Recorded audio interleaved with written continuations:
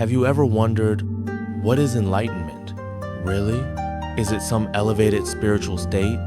A mystical light reserved only for ascetic monks? Or is it something simple we overlook every day?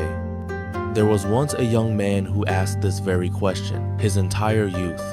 He wandered from land to land, met renowned masters, read hundreds of books, but never received an answer that stilled his heart.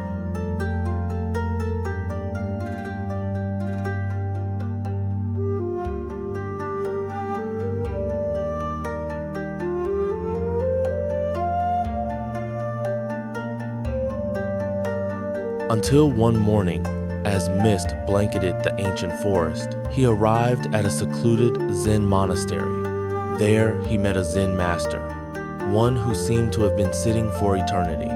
Bowing, he asked, "Master, how can I attain enlightenment?" The master simply pointed to the teacup before him and said, "Drink the tea."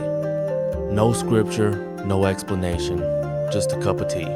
But when the young man lifted the cup, something shattered. Not the tea, but his perception. For the first time, he was truly present. From that moment, the real journey began.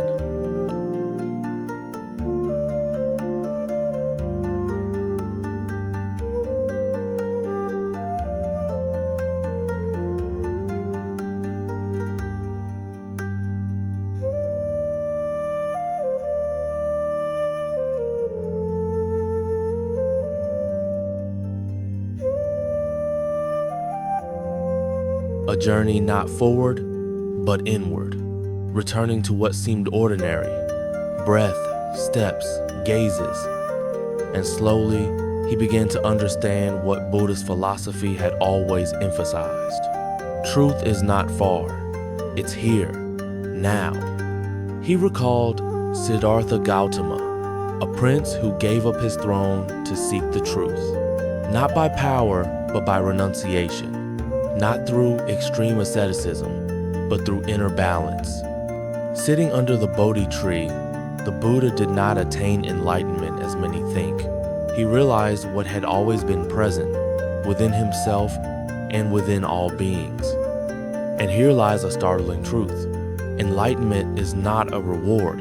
It is an uncovering, not an addition, but a subtraction of delusions, ego, attachment. The young man began to meditate, not to reach a state, but simply to sit, simply to breathe.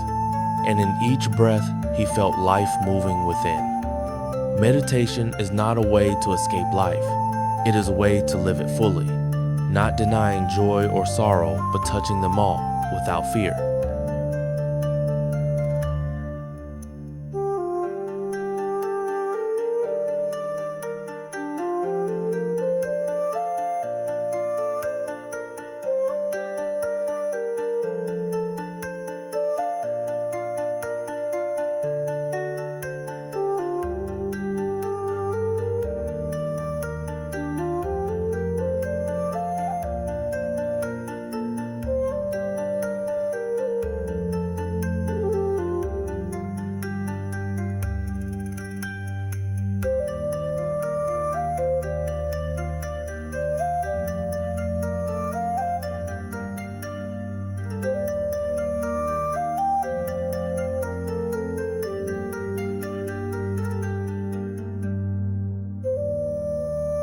Once, he heard a tale of two monks and a girl by the river.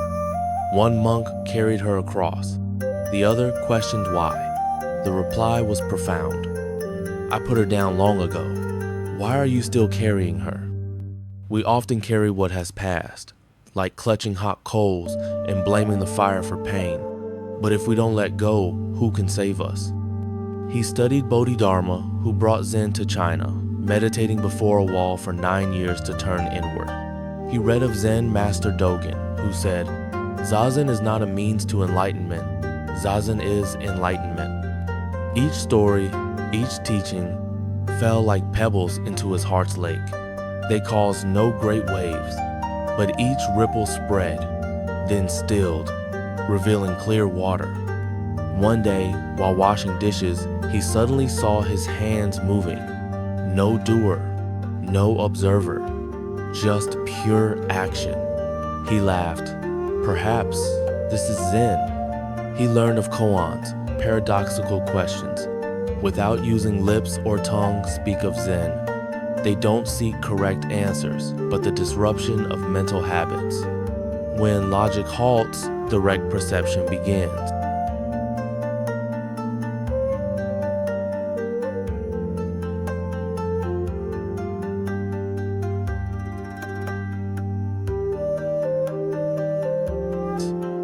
The truth is, we think we understand Zen, but approach it like a puzzle.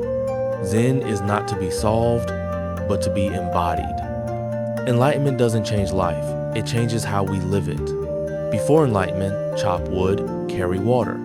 After enlightenment, same. But the mind no longer resists, no expectations, only presence. Someone once asked the Buddha, after your enlightenment, what have you gained? He smiled, nothing, but I have lost all illusions. This is what the young man finally understood. Life doesn't have to be perfect. You don't have to become someone else. You just have to be truly present in each moment. And the miracle is, when you stop seeking, you realize what you sought was never separate from you. Not a light from outside, but a light from within. And the journey of awakening doesn't begin tomorrow. It begins now.